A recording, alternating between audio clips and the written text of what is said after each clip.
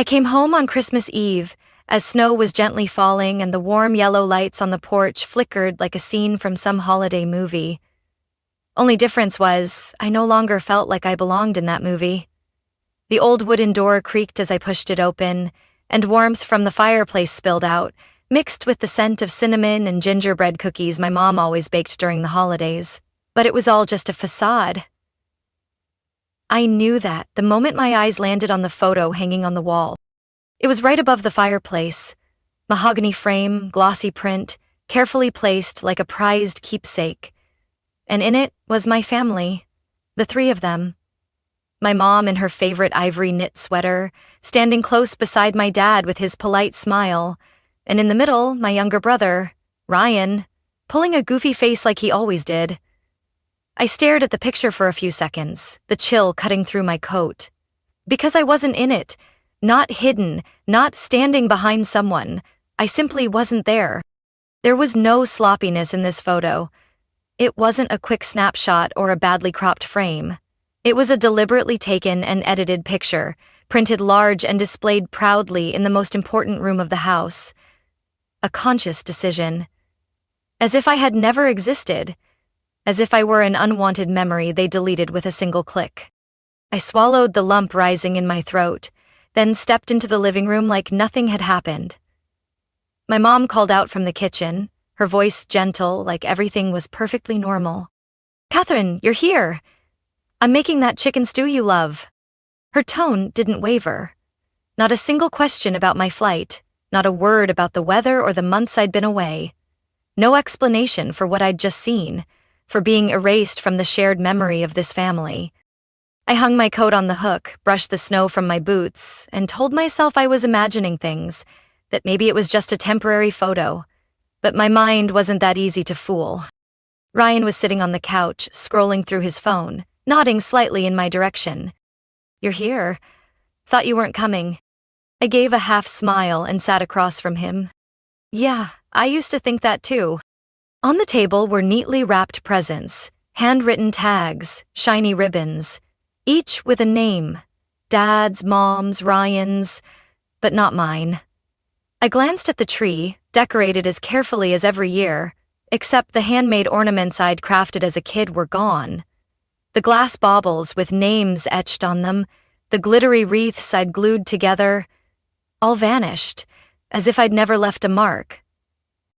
Mom stepped out with her apron dusted in flour, her face glowing. "Dinner's almost ready. Is everyone hungry?" I looked at her, trying to read any hint of guilt in her eyes. But there was none. She was still smiling, still gentle, as if there was nothing worth mentioning. "Mom," I started, but then stopped.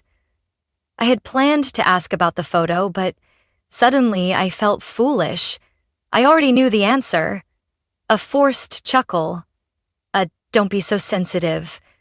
An excuse like, "no one meant anything by it." And I didn't have the strength to hear that anymore.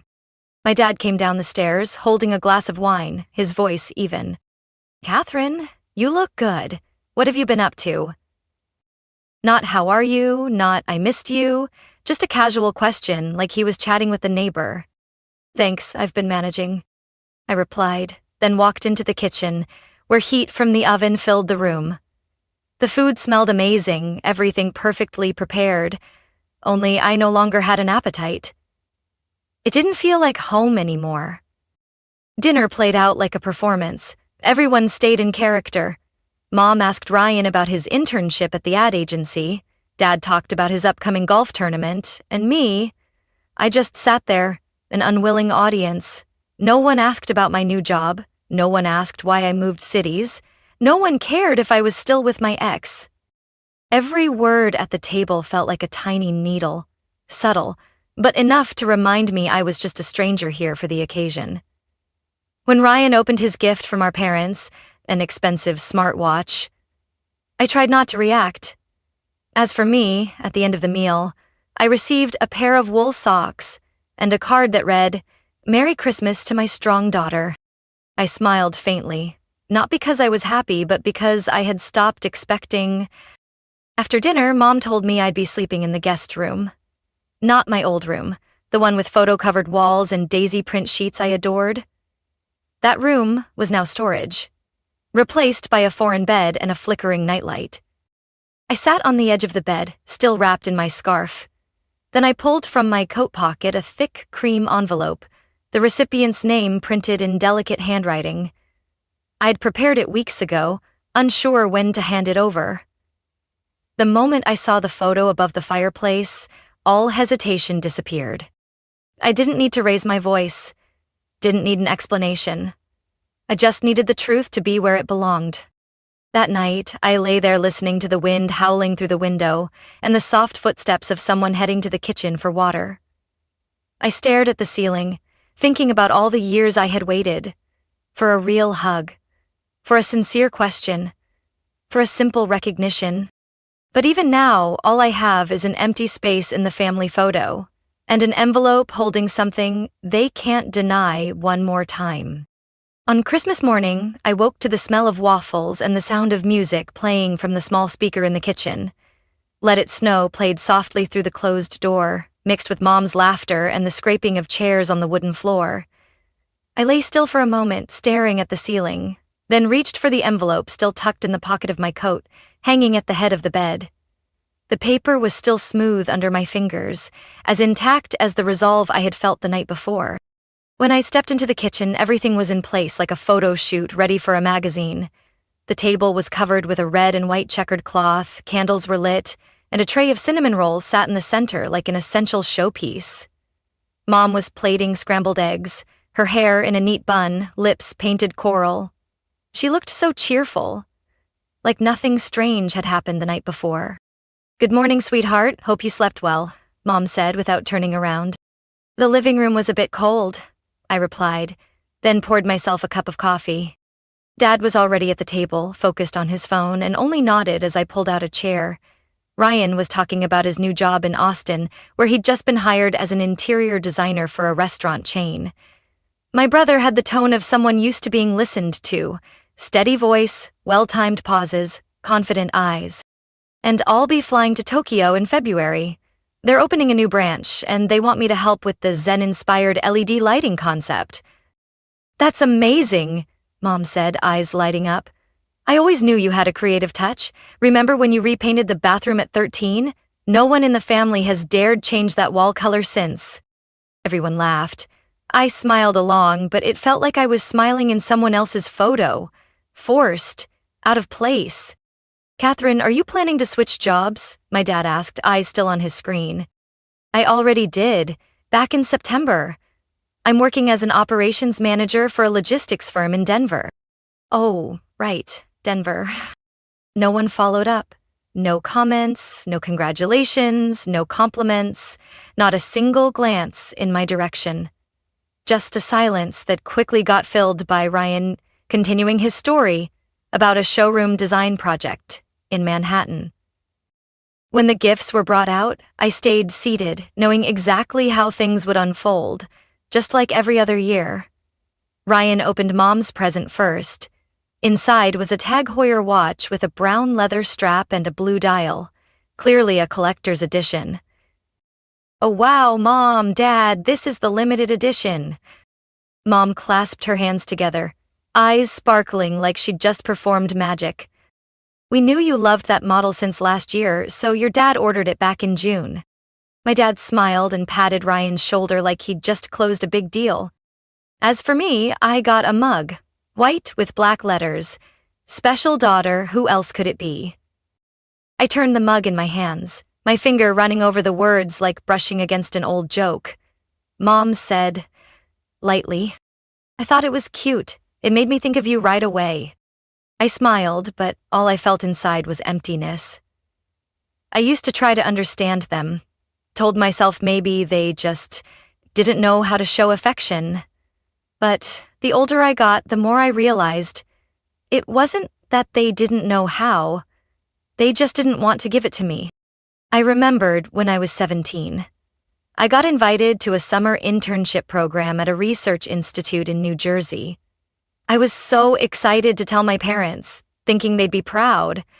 But Mom just asked, "Can you wait until next year? Your brother needs me to take him to weekend art classes." So I didn't go. A year later, Ryan got an art scholarship to UCLA, and the whole family threw a big outdoor party. Applause, lights, a 3-tier cake. When I got my acceptance letter from the state business school, I got a quick hug from Dad, and a reminder. Make sure you save your money. I used to think I was stronger than Ryan. I got by on part-time jobs, from working at supermarket counters to handing out flyers at fairs.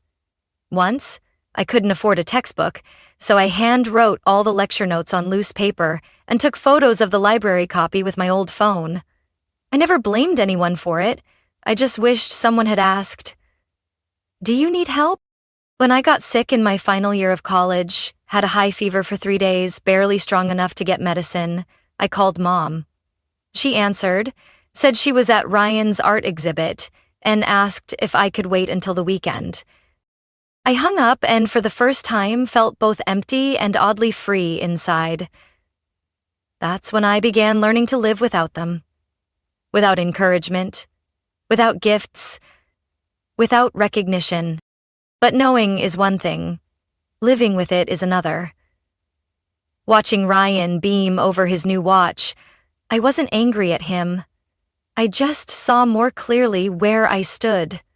Always on the edge, just enough not to be forgotten entirely, but never enough to be fully kept. Breakfast ended with laughter. I washed my mug, placed it upside down on the drying rack, then quietly grabbed my coat from the living room. The envelope was still in the pocket. I planned to hold on to it until noon, after all the gifts had been opened, after everyone finished playing their roles. But something in me had shifted. The photo above the fireplace, the expensive watch, the mug with its loaded message, it all piled up, pushing me toward a limit I had touched too many times before. I pulled out the envelope and placed it on the table next to a bowl of untouched strawberries. No one noticed.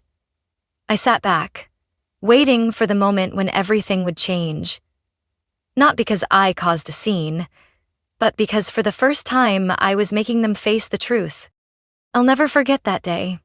A crisp September morning, slightly chilly, when I stopped by the Fremont County Administrative Office, just to request a copy of my residency certificate for a new job application.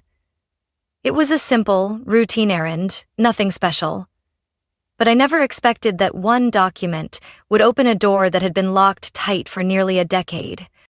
The receptionist, a middle-aged woman with graying hair and reading glasses on a chain, looked at her screen, then tilted her head and asked me, "You're Catherine Moore, born July 18, 1992, correct?" I nodded. "So, you're still listed as the property owner at 2185 Brookfield Street." I froze. "Sorry, what?" "2185 Brookfield, the triplex near Creekside Park," she said in a steady tone like she was reading off a daily list.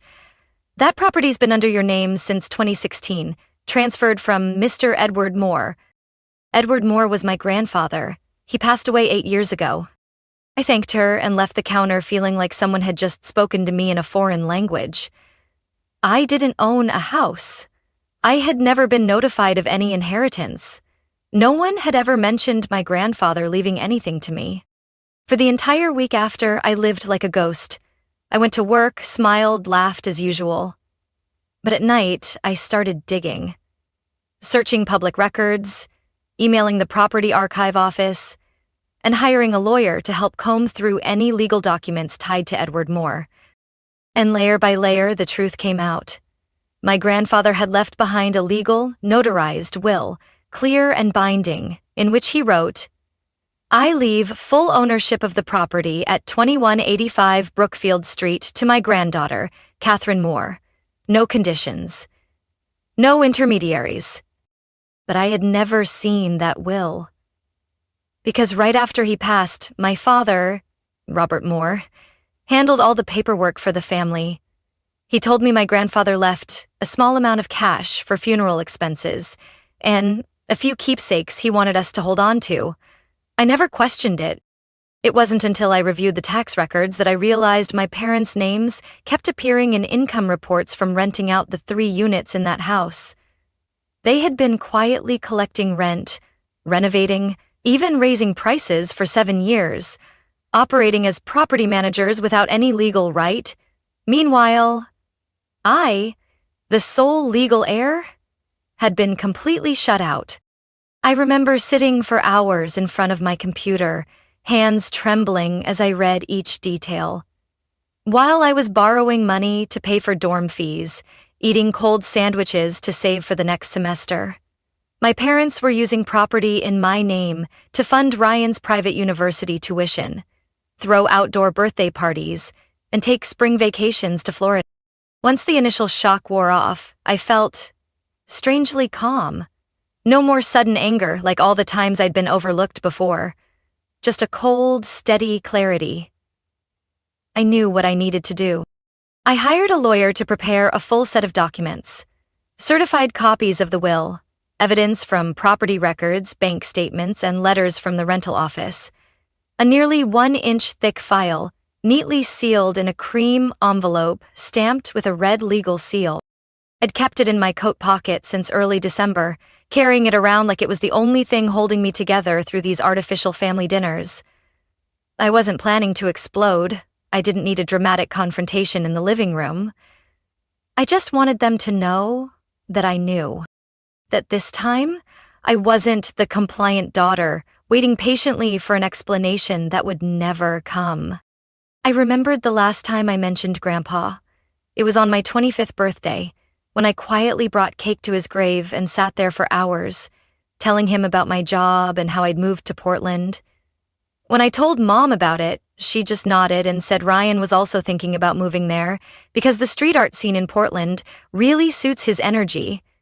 Not a single word about the fact that I'd been living there for 2 years. Funny thing is, I'd forgotten about that house too. Grandpa used to say he'd renovate it after retirement, turn it into a place where lonely seniors could rent at a fair price. I thought he had sold it long ago. I never asked again, because I wasn't used to expecting anything from this family. Now I understand. Some things you don't need to ask for, because they were yours all along.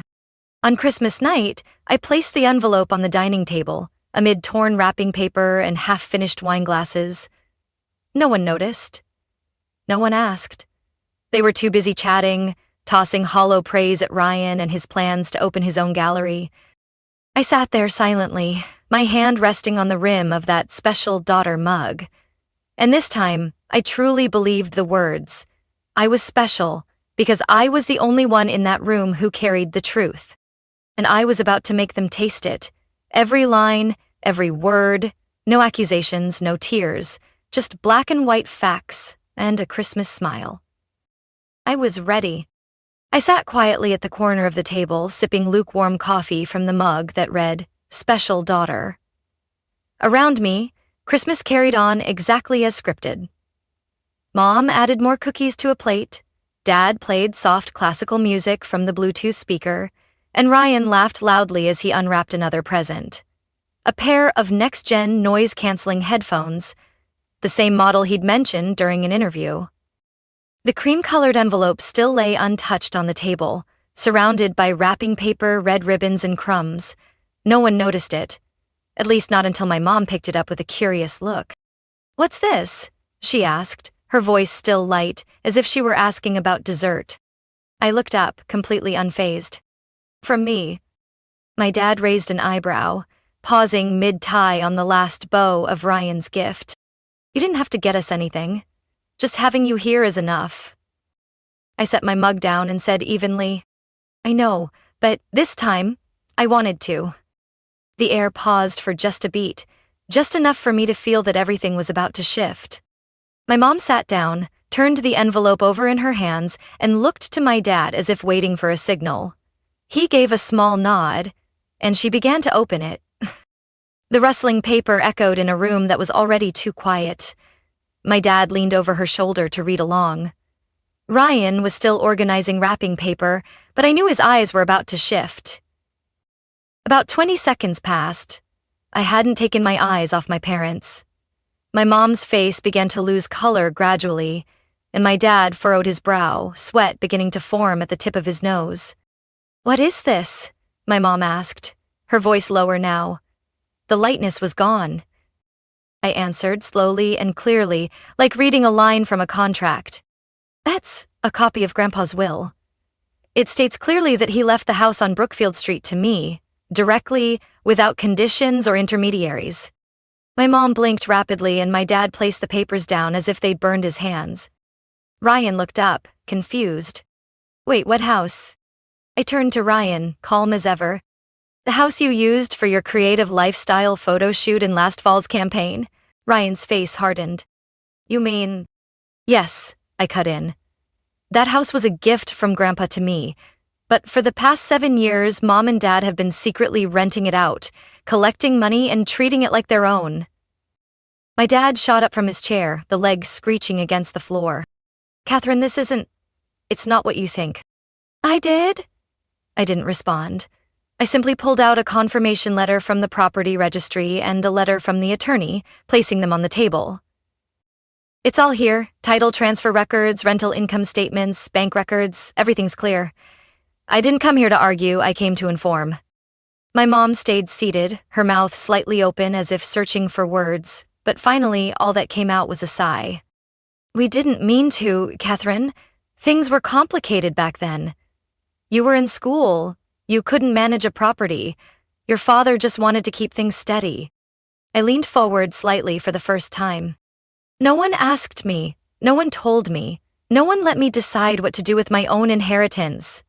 And all that time, I was borrowing money, eating instant noodles, juggling 3 jobs just to stay afloat, while you used my money to vacation in Palm Springs. My dad raised a hand, trying to calm things down. You were always strong. You didn't need… It's that kind of thinking that left me behind, I said, my voice low. Being strong doesn't mean being used. Not needing help doesn't mean I deserved to be forgotten. Ryan stood up, hands on his hips. Oh, I didn't know anything about this. You didn't need to. You just got to enjoy it. Silence flooded the room like a thick wave. My mom looked up, eyes glassy but dry. So what are you going to do? I already did. The house is officially back under my name. All lease agreements have been updated. Starting next month, rent will be deposited directly into my account. You no longer have access… My dad frowned. By doing this, you're destroying everything we built. I laughed, softly but clearly. No, Dad, I'm just taking back what's mine. My mom reached out, her voice hurried. But you can't do this to your family. I looked her straight in the eye. Family?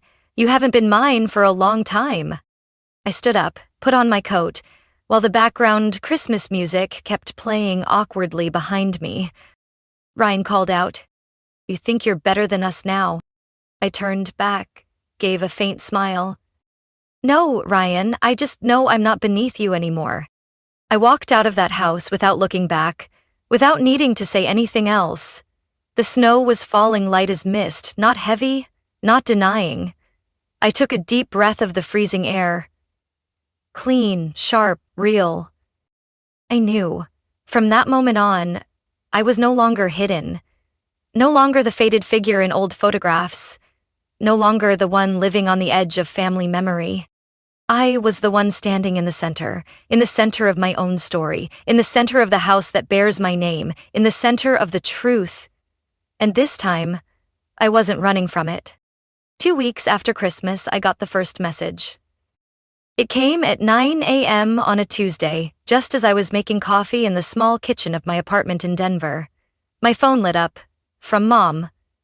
Sweetheart, your father and I just got a notice from the bank. We need to talk. Urgently. I didn't reply. Not because I didn't care, but because I'd learned to listen to silence more than any explanation. 7 years of silence from them couldn't be undone by 3 broken lines in a text message. The second message came that afternoon, from a number I hadn't saved but still recognized by the way it was written.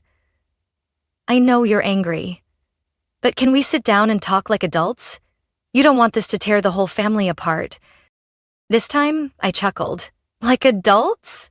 Adults don't alter wills behind their daughter's back. Adults don't use their daughter's property to fund vacations for the chosen child. I turned off notifications. By the end of January, I heard from an old friend who lived near the condo where my parents had been staying. She sent me a photo. The unit they once lived in had a handwritten, "For sale by owner" sign taped to a piece of white cardboard. A week later, I saw the listing pop up on a local classified site. The description read, "No agent, must sell quickly due to personal financial matters." That condo had once been what my mom called our second nest, where she hung her favorite landscape paintings and told Ryan, "Someday you can use this as your creative office." Now, they were being forced to sell it. I didn't feel triumphant, but I didn't feel guilty either. I knew without the rental income from the Brookfield house, they couldn't keep both places going. I also knew that during all those years, they had no stable income. My dad had retired from engineering 3 years ago, and Mom only worked a few part-time shifts at a nearby flower shop. They'd been living entirely off rent money, from property they kept hidden from me. And Ryan? One evening in mid-February, while I was reading, my phone lit up again. From Ryan. I got kicked out of the studio. They said I'd been late on rent. "Mom says you won't help. Are you seriously going to ignore this?" I lock the screen. Ryan had once bragged about that studio at a year-end party in Los Angeles, said it was an open space for creative freedom, untouched by finances or responsibility. Maybe now he finally understood that even freedom needs to be sustained by truth and integrity. About a week later, I heard through friends that Ryan had moved back in with our parents. They were now all sharing the old house in the suburbs of Fremont. The same one my mom once called, "too small for big dreams." That house had once been where I slept on the sofa during holiday visits. Now they had no other choice. I still lived my own life. Waking up early, working at the logistics company, coming home in the evenings to read, sometimes watering my plants or walking the dog I recently adopted around the park. I no longer had to prove my worth. No longer needed to build a story to make someone proud. I just lived, peacefully, in the house on Brookfield. I officially took over ownership and re-signed the lease agreements for the 3 families living there. When I announced a 10% rent reduction below market rate, one of the tenants burst into tears. The woman on the ground floor hugged me tightly and whispered that I was the first landlord who made them feel seen as a human being. That moment was worth more than any gift I had ever waited for from my parents. The final message came one afternoon in March, accompanied by a long email. This time, it was from my mother. "Catherine, I know you're angry, but you can't let this one thing ruin everything. We're family. Ryan is really struggling. Your father hasn't slept in a month. I know I was wrong, but please, think it over. Families shouldn't fall apart over one house." I read that line and stopped. One house? I remembered all the nights I slept in that damp, drafty dorm room, too broke to buy a new blanket. All the times I had to choose between buying a textbook or filling my gas tank. All the months I forced myself to reject phone calls because I knew they couldn't, or rather wouldn't, help. And now, when I'm no longer a resource they can quietly drain, they call it one little thing, just a house. I closed the email. I didn't respond. I didn't need to scream. Didn't need to defend or argue. My silence was the clearest answer I could give. I had started learning how to enjoy silence, not the silence of being forgotten, but the quiet of someone finally living in alignment with their own worth. I didn't hope they would understand. I only hoped they would stop. And if they couldn't, I wasn't there to listen anymore. One Sunday afternoon, sitting in the backyard of the Brookfield house, I watched sunlight filtering through the leaves and thought, maybe this is what I really inherited from my grandfather. Not a house, but the right to choose my own life. That spring arrived earlier than usual. The maple tree in front of the Brookfield house started to bud by late March, and I spent each weekend standing in the backyard, shovel in hand, sometimes just feeling the earth beneath me like a quiet reminder. I truly belonged here. I hired a local crew to repair the roof, replace the rotted wooden window frames, and repaint the white fence that framed the small front yard. Nothing fancy.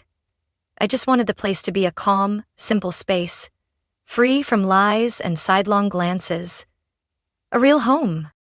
The ground floor remained as is, with 3 rental units. I lived on the second floor, in the room my grandfather once used as his reading nook. That room had a large window facing the park, where every morning I could hear sparrows chirping and watch sunlight spill onto the white linen curtains. I bought a navy blue armchair, identical to the one Grandpa used to have. I placed it in the corner, beside a small bookshelf and a brass reading lamp. In the evenings, I sat there sipping tea, reading, journaling, and not once did anyone call my name, just to ask about Ryan. One Saturday, I asked my close friend Elise to take a picture of me. Not some formal portrait, just me, standing in front of the house, wearing an old khaki coat, holding a ring of keys, with the freshly painted mahogany door behind me. No one else in the frame, no one standing beside me. And that was exactly how I wanted it. I printed the photo, placed it in a dark wood frame, and hung it in the hallway outside my bedroom. Every time I walked by, I remembered that moment, holding those keys, and how it felt like holding my life with both hands. I no longer checked my phone constantly, no longer woke in the middle of the night because of messages from my mother. No longer waited for an explanation letter or an apology, strong enough to patch over the cracked years. I wasn't angry anymore, truly. The anger that once burned in my chest on long nights had cooled, like ashes after a fire. Now I just felt quiet. As if, after everything, peace was the one thing that most confirmed I had survived, and more than that I had lived. Right. One drizzly afternoon, I was walking around the neighborhood when I ran into Mrs. Simmons, the elderly neighbor who lived 2 doors down. She walked over slowly, carrying a bouquet of wild daisies. "You must be Catherine Moore, right?" she asked, recognition in her eyes. "Yes, I am," I replied, smiling. I used to know Edward Moore, a good man. He'd lend me his car sometimes when I needed to bring things home from the market. "This house, it's yours now?" I nodded. She handed me the flowers, a simple and kind gesture. "He'd be so proud of you. You've brought this place back to life." I held the bouquet, feeling my heart ease, as if someone had gently soothed it. Not everyone knew the full story, but that didn't matter. What mattered was I no longer had to prove anything. Since moving to Brookfield, I started writing down the things I used to overlook.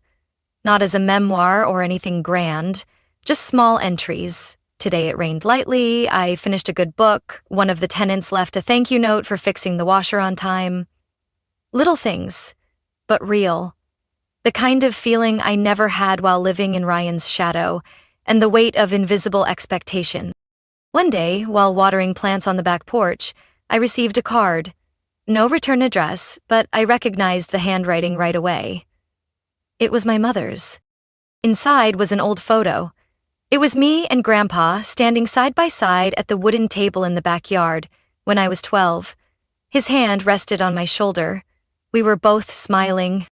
Below the photo was a short message. "We didn't know how to hold on to you. I hope you hold on to yourself. Mom." No apology, no explanation, no more blame. But I didn't feel hurt anymore.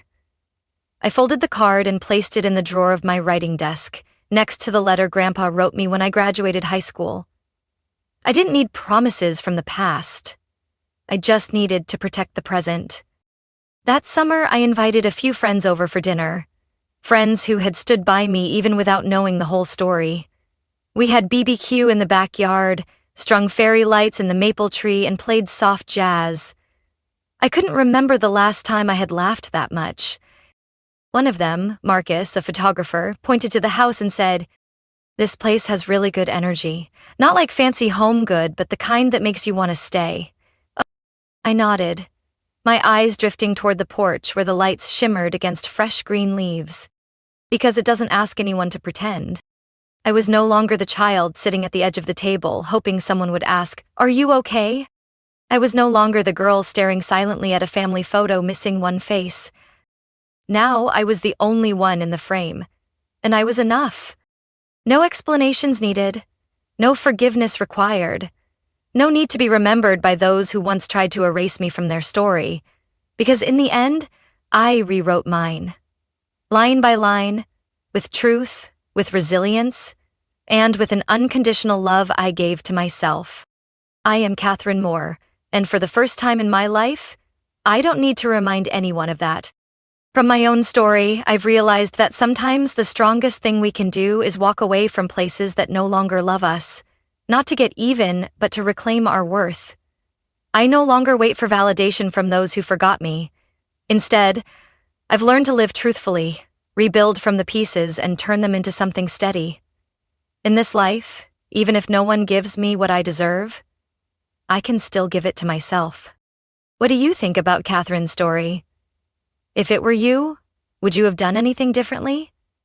Share your thoughts below, and don't forget to follow the channel for more heartfelt, meaningful stories about life and family in upcoming videos.